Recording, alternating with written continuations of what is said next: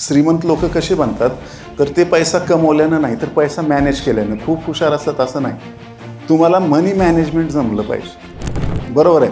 मग आता आपल्याला हे मनी मॅनेजमेंट शिकायचं असेल तर तुम्हाला एक एक्सपर्ट मनी मॅनेजर व्हावं लागेल.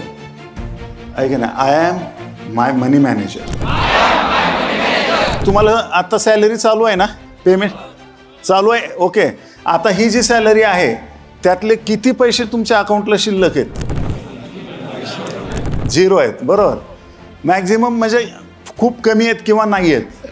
ह्याचं कारण काय? एक लक्षात घ्या, आपली पगार म्हणजे सोन्याचं अंड देणारी कोंबडी आहे आपली पगार म्हणजे. मग हे जे पैसे आहेत हे जर आपण मनी मॅनेजमेंट न करता वापरले तर आपण रोज सोन्याचं अंड देणारी कोंबडी कापतोय. आपण पैसे खर्च करतो म्हणजे कोंबडी मारतो आणि त्या कोंबडीला जी पिलं होणार होती त्या पैशाची जी पोरांचे पोरं नातवंड पतरुंड पण मारून टाकतो. आता लक्षात घ्या, आता आपल्याला काय करायचं आहे? प्रत्येकाची सोन्याचं अंड देणारी कोंबडी तयार करायची आपल्याला.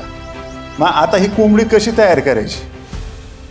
आता आपण गृहीत धरतो मी 3 लाख रुपये. किती?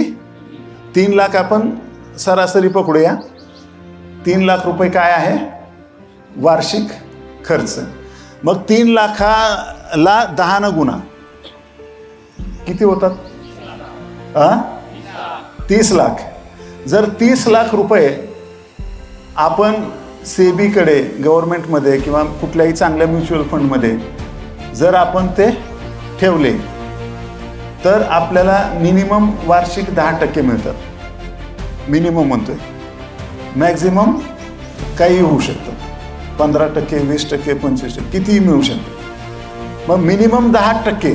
म्हणजे आता मी जर 30 लाख रुपये माझे म्युच्युअल फंडात असतील तर माझे 3 लाख रुपये मला वर्षाला मिळत आहेत. म्हणजे मी कोंबडी मारतोय का? मी कोंबडीचे अंडे खातोय. लक्षात आलं का? म्हणजे दरवर्षी मला कितीचं अंड मिळेल? 3 लाखाचं. त्यासाठी मला कोंबडी किती करावी लागेल?